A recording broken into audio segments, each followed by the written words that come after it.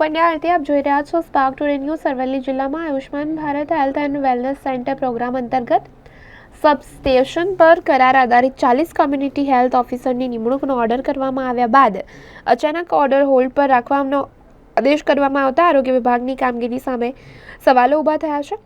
આ મામલે આમ આદમી પાર્ટીએ આરોગ્ય વિભાગની કામગીરી સામે સવાલો ઊભા કર્યા છે।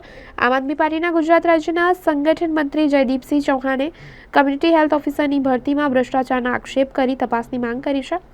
ત્યારે અરવલ્લી આરોગ્ય વિભાગ મુખ્ય જિલ્લા આરોગ્ય અધિકારી દ્વારા 1 ફેબ્રુઆરીએ 40 ઉમેદવારોને હંગામી ધોરણે કરાર આધારિત નિમણૂક આપતો આદેશ કરવામાં આવ્યો, પરંતુ તેના બીજા દિવસે એટલે કે 2 ફેબ્રુઆરીના દિવસે મુખ્ય જિલ્લા આરોગ્ય અધિકારીએ સંબંધિત ઉમેદવારોની નિમણૂકનો આદેશ હોલ્ડ પર રાખવાનો આદેશ કરતા આરોગ્ય વિભાગની કામગીરી સામે સવાલો ઊભા થયા છે। જયદીપસિંહ ચૌહાણ, સંગઠન મંત્રી, આમ આદમી પાર્ટી ગુજરાત રાજ્ય। મારી સાથે પદ શોભાવે છે એવા ભાઈ વિજયભાઈ પટેલ, જે આરટીઆઈ સેલની અંદર ગુજરાત પ્રદેશની અંદર ઉપાધ્યક્ષ છે। ભાઈ શ્રી વિજયભાઈ ચમાર, જે મારા જિલ્લા ઉપપ્રમુખ અરવલ્લી છે। અયુબભાઈ સુથાર, મારા મીડિયા કન્વીનર છે। આજે એક વાત સાથે દુઃખ સાથે લઈને આવ્યો છું। ખૂબ પહાડી દુઃખ જેને કહેવાય કે પહાડો તૂટી પડે એવું। ઘણા બધા પરિવાર, આરોગ્ય અને પરિવાર કલ્યાણ સરસ મજાનું નામ છે, પણ પરિવારો જ્યારે પીડિત છે ત્યારે અમારે એક વિરોધ પક્ષ તરીકે લોકોનો અવાજ બનવું પડે છે। ઘણા બધા પ્રેશર પણ આવે છે, પણ અમને કઈ રંજ નથી। ગમે એટલા પ્રેશર કરશો, લોકો માટે લડવા નીકળ્યા છે અને લોકો માટે સવાલો ઉઠાવતા રહીશું, એ અમારી નેમ છે।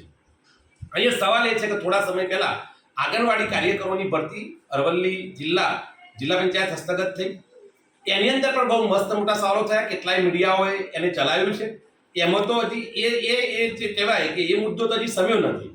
આંગણવાડી કાર્યકરોની ખોટી ભરતી અને એની અંદર મોટા મોટા નેતાઓનો હાથ છે એવું મીડિયાઓ પણ બોલ્યા છે। અમે પણ જ્યારે પ્રત્યક્ષ જોયું છે ત્યારે એ મુદ્દાનો તો હજી સમય નથી। મેં હમણાં જ ગત તારીખ 1 જાન્યુઆરીના રોજ આરોગ્ય વિભાગ જેને કહેવાય કે ચીફ ઓફિસર, મેડિકલ ઓફિસર દ્વારા અહીંયા એક લેટર જારી કરવામાં આવે છે અને ગુજરાત અરવલ્લીના વિવિધ આરોગ્ય કેન્દ્રો ઉપર CHOની નિયુક્તિ કરવામાં આવે છે, જેને કે કોમ્યુનિટી હેલ્થ ઓફિસર।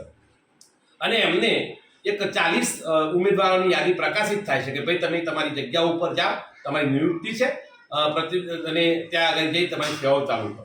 આ એકચ્યુઅલી આઉટસોર્સિંગ પોસ્ટ છે, પણ બીજા જ દિવસે આના ઉપર સ્ટેનો પાછો ફરીથી લેટર જાય છે। અહીંયા સવાલ એ છે કે 1 તારીખે તમે આદેશ જારી કરો છો, તમે ત્યાં પહોંચી જાઓ, 2 તારીખે તમે કહો છો કે નહીં તમારે જવાનું નથી। કેમ, શા માટે? અહીંયા ભ્રષ્ટાચાર મોટો થયેલો છે। એવું કહેવાય છે કે તમે લાખ સવા લાખ રૂપિયા આ લોકો જોડેથી લીધેલા છે, ખોટી ભરતીઓ। એવા મારા જોડે કેટલાક ડેટા આવેલા છે। શું કરવા માંગો છો સાહેબ?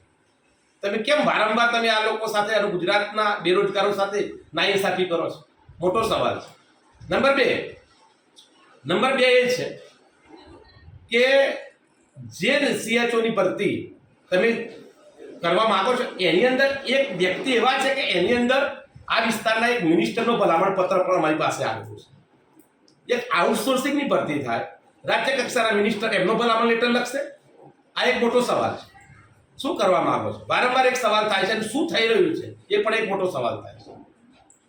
અહીંયા અમને એટલા સુધી ડેટા છે કે 6 મહિના પહેલા એક મહિલા અધિકારી, મેડિકલ ઓફિસર અને બીજા એક મોટા સાહેબ અહીંયા મોડાસા જે CHO જેને કહેવાય THOની જે પોસ્ટ છે, તાલુકા હેલ્થ ઓફિસરની પોસ્ટ છે, એ ક્રીમ પોસ્ટ ગણવામાં આવે છે। ક્રીમ પોસ્ટ કે અહીંયાથી મલાઈદાર, કારણ કે અહીંયા લોકલ જે મેડિકલ હબ છે, પ્રાઇવેટ જે ક્લિનિકો ચાલે છે, મોટા મોટા ડૉક્ટરો કામ કરે છે, એમની પાસેથી મસ્ત મોટો ભ્રષ્ટાચાર આદરવામાં આવે છે। જેને કહેવાય કે સોનોગ્રાફી મશીનનું રિન્યુ હોય, સર્ટિફિકેટ આપવાનું થતું હોય તો આ લોકો ભ્રષ્ટાચાર આદરે છે। અને આ મલાઈદાર પોસ્ટ માટે હરીફાઈની અંદર એક વ્યક્તિ કાપવા માટે ભૂતકાળ થોડાક લાંબા ભૂતકાળની વાત કરું તો 2 અધિકારીઓને અહીંયાથી બદલી કરવામાં આવી છે। થરાદ ગયા, થરાદથી પછી છોટાઉદેપુર ગયા। જે વ્યક્તિ ત્યાં આવ્યા એને કાપવા માટે ફરીથી એક ગ્રુપ એક્ટિવ થઈ ગયું અને જેને કહેવાય એન્ટી કરપ્શનના સટ્ટામાં આવી અને એમને પણ ભાવનગર ખાતે ફરજ કરવા માટે મજબૂર કરી દીધા છે। એનો મતલબ કે ખૂબ ખોટું રંધાઈ રહ્યું છે। આખા ચિત્રમાં સ્પષ્ટ બદબુ આવે છે, ખુલીને ગંધ આવે છે કે ભ્રષ્ટાચાર આદરી રહ્યું છે।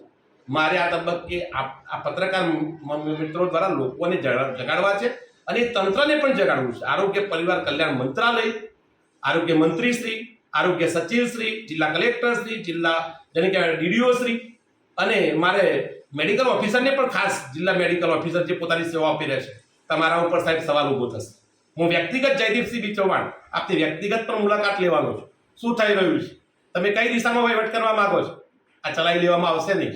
તમે જો સાચું કામ કર્યું છે તો શું કામ એવું કારણ ધરી દેશો કે મેરિટમાં ભૂલ કરી છે, 40 ઉમેદવારો તમારી પાસે છે, તમે સ્પષ્ટ મેરિટ ગણી શકતા નથી અને સવાલો ઊભા કરાવો છો.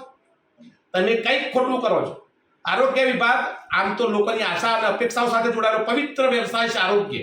લોકોના આરોગ્ય સાથે, જે લોકોના શરીર સાથે ચેડા ન થવા જોઈએ, તો તમે તો વિભાગની અંદર જ ગંદકી ફેલાઈ રાખી છે. શું લોકોની સેવાઓ કરવાના છો તમે ગ્રાઉન્ડ ઉપર જઈને? મારો મોટો આકરા સવાલો છે, તમારા જવાબ આપવો રહ્યો સાહેબ. માનનીય આરોગ્ય મંત્રીશ્રીને પણ હું વારંવાર વિનંતી કરું છું કે આની અંદર ભીનું સંકેલવાની કોશિશ કરશો નહીં. આમ આદમી પાર્ટીના તમામ કાર્યકરો, મારા મિત્રો છે, એક ગ્રુપ, અમે ત્યાં આખી ટીમ ત્યાં આગળ પ્રતિનિધિ તરીકે અમે આ લોકોના પ્રશ્નો લઈને જવાના છીએ અને તમારે જવાબ આપવો રહ્યો. અહીંયા આરોગ્ય વિભાગની સાથે જે ચેડા થાય છે એ ન માત્ર મોડાસા પણ જેને કહેવાય કે અરવલ્લી જિલ્લો એનો પ્રત્યક્ષદર્શી પુરાવો છે. આવનારા સમયમાં અમે ડેટા જારી કરવાના છે. અમારી પાસે ઘણા બધા મટીરિયલ, અરે ઇવન તમે જે વર્ગ 4ના જે કર્મચારીઓ છે પટાવાળા લેવલના, એમને તમે 2 મહિના સુધી તમે પગાર આપતા નથી. શું થઈ રહ્યું છે? આઉટસોર્સિંગના કર્મચારીને તમે 12 મહિનાનો કરાર આધારિત હોય, 11 મહિનાનો કરાર જ્યારે રિન્યુ કરવાનો આવે છે ત્યારે 3 મહિનાનો રિન્યુ થાય. એ લોકો તમને આજીજી કરે છે કે પ્લીઝ સાહેબ અમને આખા વર્ષનો કરાર કરી આપો. એમાં પણ તમે ભ્રષ્ટાચાર આદરો છો. તમને એક કરાર આધારિત, તમે એક કરાર રિન્યુ થાય તમે સરાસ 600 રૂપિયા એને આપો છો, એને મોડી રાત સુધી કામ કરાવો છો. આવા ડેટા અમારી પાસે વ્યક્તિગત આવેલા છે. આજને મારે દુઃખ સાથે કહેવું પડે છે કે કંઈક ખોટું, આટલું બધું ખોટું ના આદરો અને ગુજરાતના બેરોજગારો સાથે આવો અન્યાય ન કરો. એમની સહનશીલતાની કસોટી ન કરશો પ્લીઝ. એ લોકો રાતના 12 વાગ્યા તમારું એમની એ બીક છે કે જો કામ નહીં કરીએ તો નેક્સ્ટ ટાઈમ અમારો કરાર રિન્યુ નહીં થાય. આ શું થઈ રહ્યું છે? બહુ મોટો ભ્રષ્ટાચાર થયેલો છે. જવાબદાર તંત્રને, માનનીય કલેક્ટરશ્રીને વારંવાર વિનંતી કરું છું કે સાહેબ આની અંદર આપ એવા આજે તત્કાલ અત્યારે જ તમે આના તપાસના આદેશ આપો. શું થઈ રહ્યું છે એવું વિરોધ પક્ષ તરીકે આમ આદમી પાર્ટીના મંચ ઉપરથી હું ખુલ્લા શબ્દોમાં આપને આજીજી કરું છું, વિનંતી કરું છું. જય હિન્દ, જય ભારત, જય જય ગરવી ગુજરાત.